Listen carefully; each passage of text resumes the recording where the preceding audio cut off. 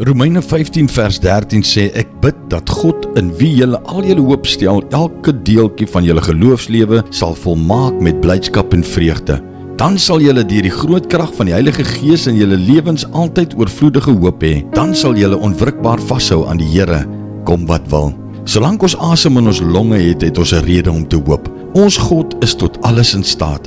Ons beskik nie oor die vermoë om te beheer, saam te vat of te verduidelik hoe hy namens ons beweeg en werk nie, maar ons kan vol vertroue wees dat hy nooit sal misluk nie. Wanneer ons hom aanroep, sal hy ons verlos. Hy kan 'n baba in 'n mandjie in die Nylrivier laat afdryf om 'n magtige farao te verpletter. Hy kan 'n herder met 'n gladde klip in sy hand lei om die reus voor ons uit te vat. Hy lei 'n ram teen die berg op en laat sy horings in 'n bos verstrengel raak. Hy het reeds die kosbare geskenk van almal voorsien in die vorm van 'n baba, toegedraai in doeke wat in 'n krib lê. Ons kan verseker wees dat Jehovah Jireh ons sal verlos. Ons het een keer geen hoop gehad nie en het sonder God in die wêreld geleef. Ons was vreemdelinge vir die verbond en die beloftes, maar deur die gestorte bloed van Jesus Christus het ons daardie kringloop voltooi en kan ons uitsien na die wonderlike koninkryk van die lig. Die Here het behaag in die wat op sy barmhartigheid hoop. Elke mens wat sy hoop op hom plaas, sal nooit ooit teleurgestel word nie. Dankie Here vir hierdie bemoediging. Dankie Here dat ons weet dat wanneer ons hoop in U plaas, ons nooit teleurgestel sal wees nie. Dankie dat U altyd daar is vir ons. Dankie dat U altyd 'n volmaakte plan het. In Jesus se naam.